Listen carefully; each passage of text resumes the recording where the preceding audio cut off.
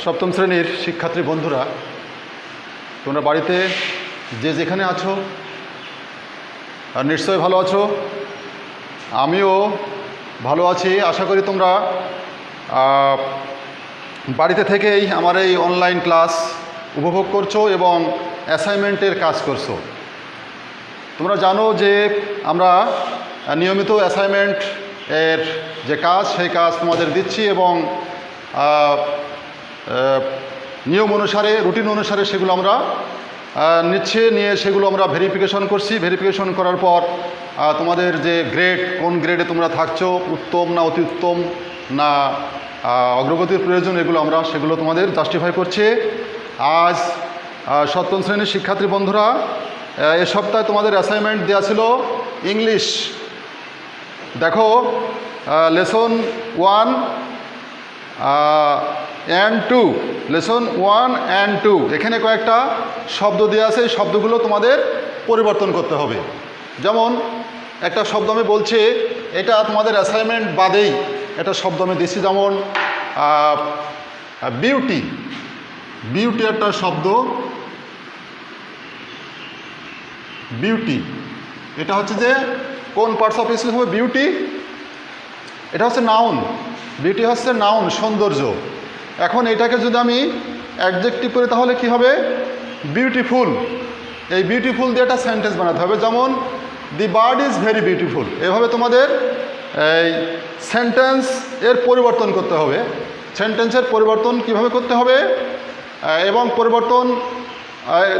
সেন্টেন্সের পরিবর্তন করতে গেলে ওর অর্থ জানতে হবে। প্রত্যেকটা শব্দের অর্থ জানতে হবে। অর্থ জানার পর সেটা তোমাদের একটা পার্টস অফ স্পিচ থেকে আর একটা পার্টস অফ স্পিচ নিয়ে যেতে হবে। একটা শব্দ থেকে আরেক শব্দ নিয়ে যেতে হবে। যেমন বিউটি, বিউটি একটা শব্দ, একটা ওয়ার্ড। এই বিউটি হচ্ছে নাউন। এটাকে যদি আমি অ্যাডজেক্টিভ করি তাহলে এটা হবে বিউটিফুল। এবং এই বিউটিফুলের আবার একটা সেন্টেন্স লিখতে হবে। বিউটিফুল দিয়ে পরিবর্তন করলে চলবে না। পরিবর্তন করার পর তোমাদের সেটা নিয়ে একটা সেন্টেন্স তৈরি করতে হবে। সেটাই তোমাদের আজকের অ্যাসাইনমেন্টের কাজ, এই সপ্তাহের অ্যাসাইনমেন্টের কাজ।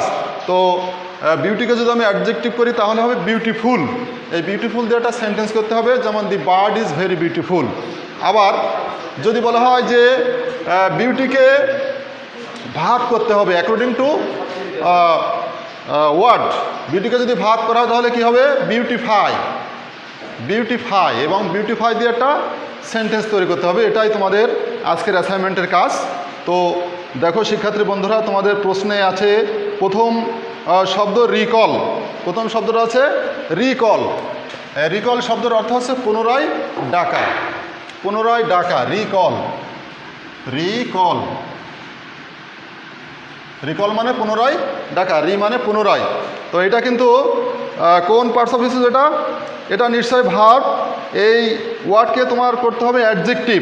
অ্যাডজেক্টিভে রূপান্তর করতে হবে। অ্যাডজেক্টিভে রূপান্তর করার পর সেটা তোমার এই রূপান্তর করার পর সেই ওয়ার্ড দিয়ে একটা মিনিংফুল সেন্টেন্স তৈরি করতে হবে। Meaningful sentence. তাহলে রিকলকে আমার কী করতে হবে? রিকলকে অ্যাডজেক্টিভে পরিণত করতে হবে। তাহলে রিকলের অ্যাডজেক্টিভ কী? রিকল মানে পুনরায় ডাকা। তো রিকলিফাই, রিকলিফাই, রিকলিফাই হবে এর অ্যাডজেক্টিভ। রিকলিফাই।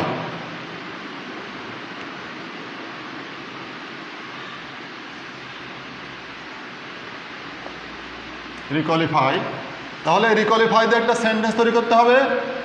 যেমন the student is requalified but he is absent. The student is requalified but is absent. শিক্ষার্থীকে পুনরায় ডাকা হলো কিন্তু সে অনুপস্থিত। শিক্ষার্থীকে পুনরায় ডাকা হলো কিন্তু সে অনুপস্থিত। তারপরে শব্দ দেখা আছে ইরেজ। 2 নম্বর শব্দ দেওয়া আছে erase. ERASE, erase. ERASE, erase. Erase, erase এটা কোন পার্টস অফ স্পিচ এটা জানতে হবে সপ্তম শ্রেণীর শিক্ষার্থী বন্ধুরা। ইরেজ মানে হচ্ছে মুছে ফেলা। ইরেজ মানে মুছে ফেলা। যে কোনো কিছু লেখার পর আমরা কি করি? সেটাকে মুছে ফেলি। এই ইরেজ হচ্ছে ভার্ব। ইরেজ হচ্ছে ভার্ব। এই ইরেজকে এখন আমার কি করতে হবে, নাউনে পরিণত করতে হবে। তাহলে ইরেজকে নাউনে পরিণত করলে কি হবে, ইরেজার। ইরেজার অর্থাৎ মুস্তা, যাদের আমরা মুছি তাকে বলা হয় ইরেজার। ER বানানটা হবে ERASER, ইরেজার। ইরেজার মানে হচ্ছে মুস্তা বা মুস্তি যাকে বলা হয়। যেমন ডাস্টার, কোনো কিছু লেখার পর আমরা ডাস্টার দিয়ে কী করি, মুছে ফেলি। As like as it, its meaning is as like as duster. Eraser তোমরা কিন্তু ছোটোকালে সিলেটে যখন চক দিয়ে লেখার পর সেটা তোমরা কী করতে, সেটা মুছে ফেলতে, ওইটা হচ্ছে ইরেজার। তাহলে ইরেজ থেকে যদি আমি নাউন করি তাহলে এটা হবে ইরেজার। তাহলে ইরেজার দিয়ে একটা সেন্টেন্স তৈরি করতে হবে, make it a meaningful sentence, eraser. তাহলে ইরেজার দিয়ে একটা সেন্টেন্স তৈরি করলে কি হবে, my eraser is very fine, my eraser is very fine, my eraser, my eraser ERASER, my eraser is very fine, very fine, my eraser is very fine, আমার মুস্তিটা হয় খুব সুন্দর। আরও সেন্টেন্স তৈরি করতে হবে ইরেজার দিয়ে, I have lost my eraser just now, I have lost my eraser just now, আমি আমার মুস্তিটিকে এইমাত্র হারিয়েছি। আই হ্যাভ লস্ট, অন্য সেন্টেন্স দিতে পারো I have lost my eraser. এভাবে তোমাদের মিনিংফুল সেন্টেন্স তৈরি করতে হবে। তাহলে আমরা রিকল থেকে অ্যাডজেক্টিভ করেছি, তারপর ইরেজারকে আমি কি করেছি, নাউন করেছি। এবার 3 নম্বরের শব্দ দেওয়া আছে ইন্টেলিজেন্ট। এই ইন্টেলিজেন্টকে আমার পরিবর্তন করতে হবে, ইন্টেলিজেন্ট। 3 নম্বর শব্দ দেওয়া আছে ইন্টেলিজেন্ট, বানানটা হবে INTE, IIGENT, ইন্টেলিজেন্ট। ইন্টেলিজেন্ট মানে হচ্ছে বুদ্ধিমান, ইন্টেলিজেন্ট। তাহলে ইন্টেলিজেন্টকে আমি নাউন করব, তাহলে কি হবে, ইন্টেলিজেন্টকে নাউন করতে বলেছে এখানে। আজকের অ্যাসাইনমেন্টে তোমাদের 7ম শ্রেণীর শিক্ষার্থী বন্ধুরা, আজকের অ্যাসাইনমেন্টে তোমাদের ইংলিশ দেওয়া আছে। এই ইংলিশে তোমাদের শব্দের পরিবর্তন করতে বলেছে। প্রথম শব্দ ছিল রিকল, তারপরে শব্দ আছে ইরেজ, 3 নম্বরে আছে ইন্টেলিজেন্ট। ইন্টেলিজেন্টকে নাউন করতে হবে, মেক ইট নাউন। তাহলে ইন্টেলিজেন্টকে নাউন করলে কী হবে, intelligence, intelligence, LLI, intelligence, GENC, intelligence, বুদ্ধিমত্তা। তাহলে ইন্টেলিজেন্স দিয়ে একটা মিনিংফুল সেন্টেন্স তৈরি করো। ইন্টেলিজেন্স, হিজ ইন্টেলিজেন্স বা her intelligence, her intelligence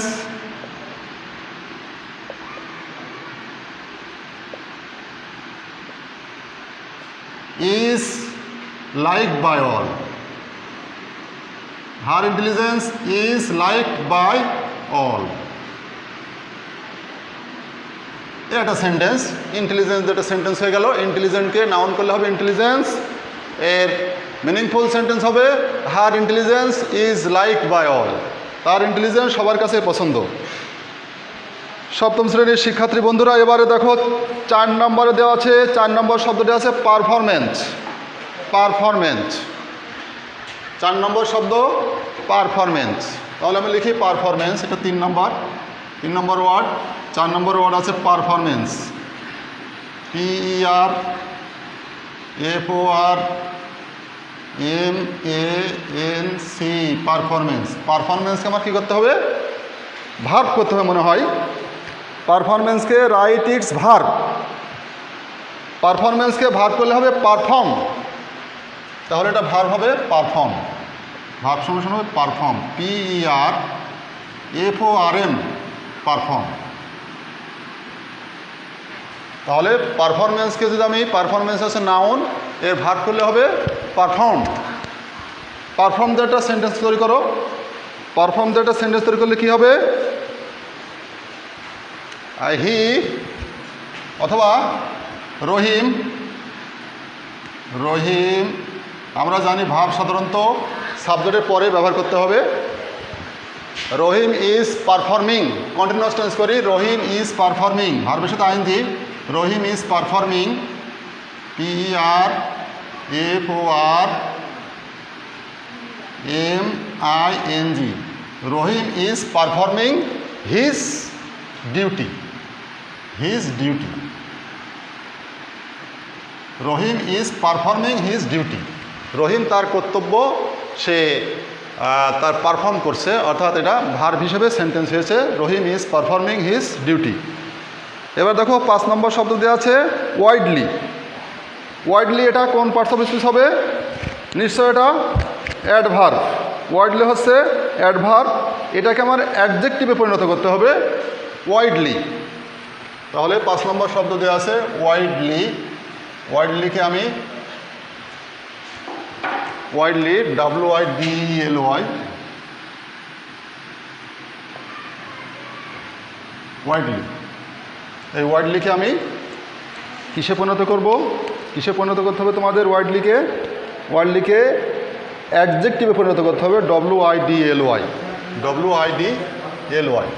widely. ওয়াইডলিকে adjective করলে কি হবে? ওয়াইড, এটাকে অ্যাডজেক্টিভ করলে হবে ওয়াইড। ওয়াইড মানে হচ্ছে চওড়া, ওয়াইড হচ্ছে চওড়া, ওয়াইড। তাহলে ওয়াইড দিয়ে একটা সেন্টেন্স তৈরি করো। ওয়াইডলিকে অ্যাডজেক্টিভ করে ওয়াইড হলো, ওয়াইড দিয়ে একটা সেন্টেন্স তৈরি করো। ওয়াইড দিয়ে সেন্টেন্স তৈরি করলে কি হবে? My classroom is 10 feet wide and 8 feet. My classroom, অথবা our playground is very wide. আমাদের খেলার মাঠটা হয় খুব চওড়া, Our playground is very wide. Our playground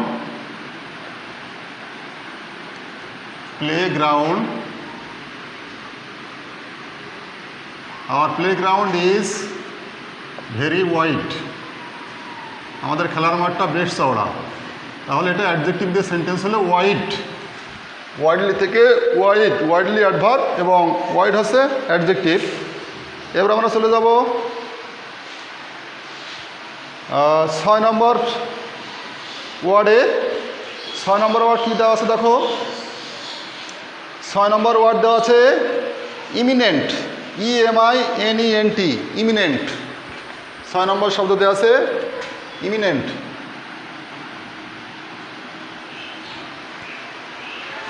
ছয় নম্বর শব্দ ইমিনেন্ট, EMINENT,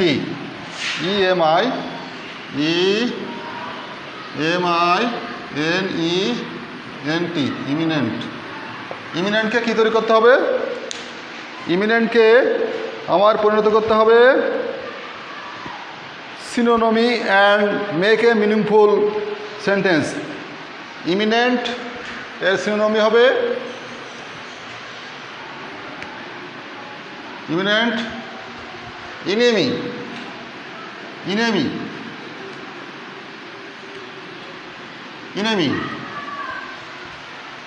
তাহলে এটা দেওয়ার একটা সেন্টেন্স তৈরি করতে, ইনেমি, হি ওয়াজ মাই ইনেমি,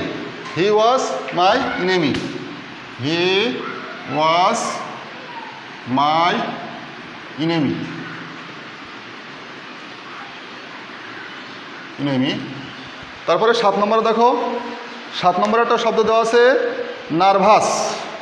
7 নম্বর শব্দ নার্ভাস।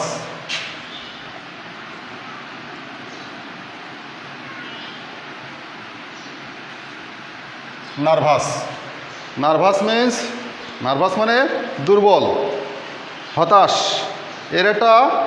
এরও সিনোনমি শব্দ বলতে হবে। নার্ভাসের কাছাকাছি শব্দ হবে উইক, দুর্বল। নার্ভাস দুর্বল, উইক, WEAK, উইক। তাহলে এই উইক দিয়ে একটা সেন্টেন্স করলে কি হবে? উইক দিয়ে সেন্টেন্স তৈরি করলে হবে the man is very weak,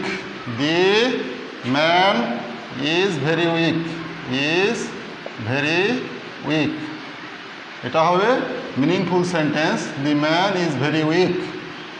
এবার আমরা চলে যাব 8 নম্বর শব্দে। 8 নম্বর শব্দে দেওয়া আছে, লেখা আছে অ্যাডমিয়ার। এই অ্যাডমিয়ারকে নাউনে পরিণত করতে হবে। Admire, ADMIRE। 8 নম্বর সেন্টেন্স,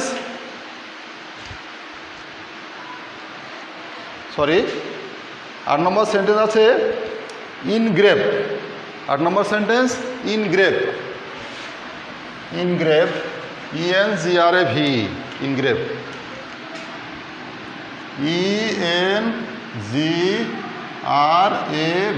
ইনগ্রেভ। ইনগ্রেভে কী তৈরি করতে হবে? ইনগ্রেভকে তৈরি করতে হবে as a noun from and make a meaningful sentence with it. তাহলে ইনগ্রেভ থেকে কি হবে?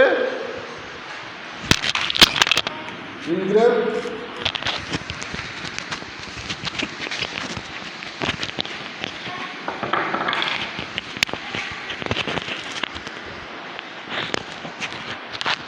শিক্ষার্থী বন্ধুরা, ইনগ্রেভকে আমার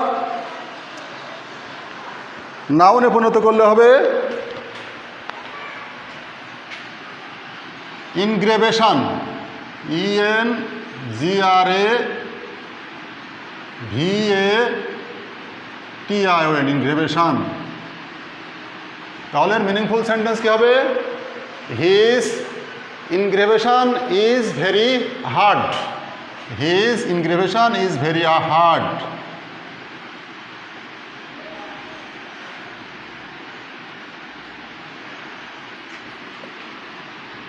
Is very hard.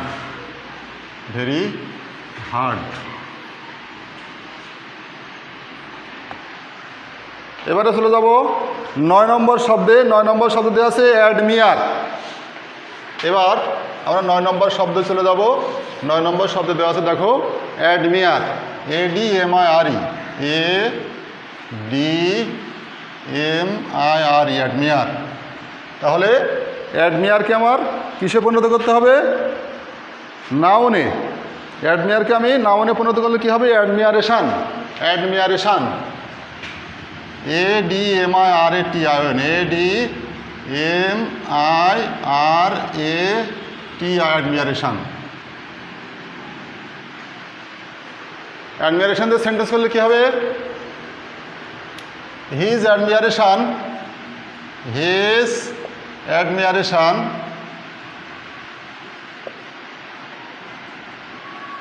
His admiration is not good at all. Good at all, at all. এবার লাস্ট ওয়ার্ড কি দেওয়া আছে দেখো, শেষ শব্দ। শেষ শব্দ দেওয়া আছে পোভার্টি। পোভার্টিকে অ্যাডজেক্টিভে পরিণত করতে হবে। তোমরা জানো পোভার্টি হচ্ছে নাউন। এই পোভার্টি শব্দটা কিন্তু নাউন, POVERITY,